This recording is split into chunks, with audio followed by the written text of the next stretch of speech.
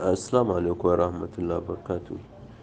Kamar da BBC suka rubuta bisa shafinsu inda suka yi rahoto suka ce, an dai jiyo sojojin Faransa na cewa bisa harshen Faransanci, sojojin Faransa na cewa ba wanda ya isa ya hana mu shiga jamhuriyar Nijar domin mallakar mu ce. A yaren Faransanci suna magana ne bisa harshen Faransanci suna cewa ba wanda ya isa ya hana su shiga jamhuriyar Nijar domin mallakar mu ce. Kamar yadda BBC suka rubuta bisa shafinsu. Sun ce dai tun dai a ranar Juma'a da aka fara samun takun saƙa tsakanin ɓangarorin biyu, bayan da sojoji suka iso bakin gari da ƙarfe 5 na asuba.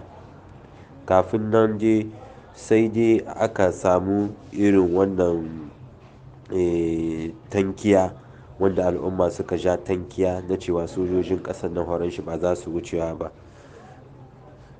Sojojin na Faransa, al'umma wasu yankuna na sashen Burkina Faso dai lokacin da suka hito, sojojin lokacin da suka hito daga Cote d'Ivoire, ana dai ta mamakin yadda alaƙar ƙasar Faransa ke ƙara yin tsami, ke ƙara tsami da ƙasashen da ta rena.